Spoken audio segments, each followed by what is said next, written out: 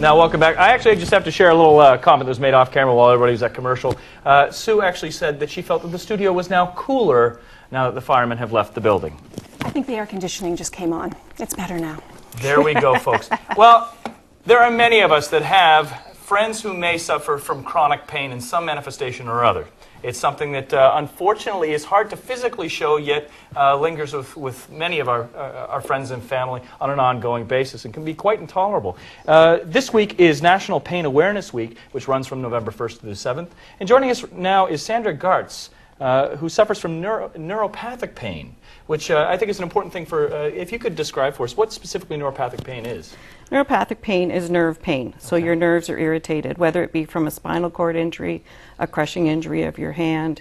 If you think of having a toothache, that's nerve pain because the toothache is nerve irritation. So a toothache all the time, 24/7, 365 is what neuropathic pain is. Do you know in your case specifically what led to the neuropathic pain? Was it an injury? Was it a... For me, it was an injury. Okay. I was a nurse lifting somebody into bed and hurt my neck and ended up with neuropathic pain. And often this sort of pain is not treatable through the traditional means, like, for example, taking Tylenol or things like that. Sometimes you have to go to much greater extremes to try and resolve these sort of things. Yeah, different medications that have a lot of side effects are out there for you, but you also have to learn to live with it, how to manage your pain on your own at home, what to do yourself to control your pain so your pain doesn't control your life. And I was going to say, now, obviously, because, I mean, pain is something that's really hard to physically telegraph to somebody. So, I mean, obviously, I'm sure at some point you've experienced either friends or family or colleagues that really haven't been understanding. I mean, how does, have you found that it's changed your dynamic with some of your friends and family as a result of them not fully understanding what you're going through? Well, I'm very fortunate because I have very good friends and family who do understand that I live with pain and am no longer able to work because of the pain, and I've been very fortunate in that. I had my difficulties with insurance companies understanding that because of my pain levels I was no longer able to work. But there is, I mean, you know, I look well. And that's what I was going to say. That's the hardest part. How do you convince someone when you're dealing with different companies? Because I mean, if I passed you on the street, I wouldn't know anything was wrong. And pain does become that invisible injury. You can't tell. And for you to say it's a great pain, well, it's hard for somebody to understand just how big that pain is. Yeah. And it's a silent epidemic because there are 6 million Canadians, over 2 million live with neuropathic pain, and yet you don't see them. You know, there's no voice out there except for the Canadian Pain Coalition is now there. We are the voice of all those people that live with pain every day. And we need to get people aware of the Canadian Pain Coalition, aware that pain is an issue in a lot of people's lives that you never even realize. After your injury, did you go through a point where even you sort of tried to just soldier on and do it? I mean, women can be very good at masking a lot of pain and just convincing themselves they got to go on. The pain tolerance can be fairly high with them. Did you try to do that I originally injured my neck in 1993, and at the time my husband wasn't working. We had 2 small children. I was the breadwinner, and I really thought that I had no choice, and I kept working and working through the pain and with the pain, and increasing my medications as I could to manage to get through the day. And then in 1995 I had another injury, and that was the end. I could no longer work. My pain just escalated, and I was no longer able to work after that. Now I'm curious, are there any particular triggers for your body that kind of set off those or intensify your pain at all?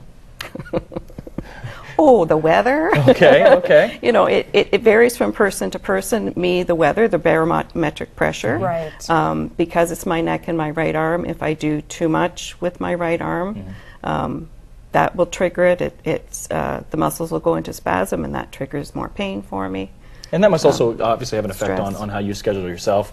You know, where you go, for example, family outings, those sort of things. I mean, keeping that in mind, that you may see a change in the barometric pressure, or so and I guess that's one of the physical cues that at least your friends and family can latch on to and know and assist you in being patient and understanding when you're going through those periods. Yeah, they are very, and like take Thanksgiving. We had Thanksgiving dinner at my house this year for a change. Well, my sisters were in the kitchen. I was pooped by the time that, we were finished dinner and everything. So they they got in there and did all the kitchen stuff and left my house clean when they left. So that really Good for helps your a lot. sisters. Yes, Good for they're them. very, very good. But that's great, and that's the type of thing that people need to know, and that's why we need to get this information out there, because it's this very silent injury that happens. We can't keep it silent, because in your case, if you hadn't said anything and you just try to work through it, you can't. You need the help of those people around you. Well, if you, as a person living with pain, if every time I met you, I said, "Oh, I'm in pain today," well, then would you want to be with me? Not really. And I don't want, I have to learn how to put the pain back here so that I can talk to you, so that I can enjoy life, so that I can get on with my life and do what I can. And how do you do that? How do you manage to sort of put the pain back? Well, it's been 15 years, but I took a pain management course at Grand River Hospital. We had a little support group of people that lived with persistent pain.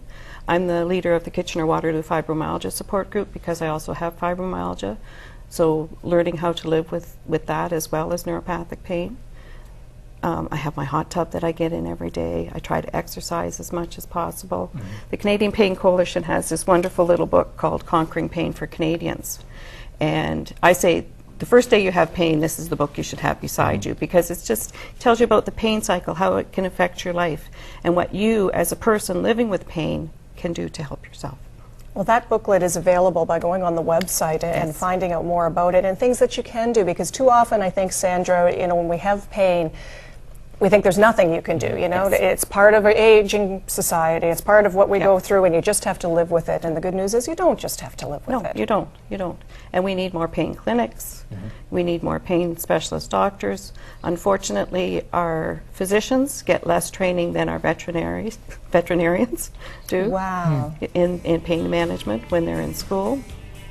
Well, we've got to get the word out. We've got to talk about it. All right, and this is the week to talk about it during National Pain Awareness Week. Thank you so much for joining us, Sandra. Thank you. We're back in just a moment. Stay with us.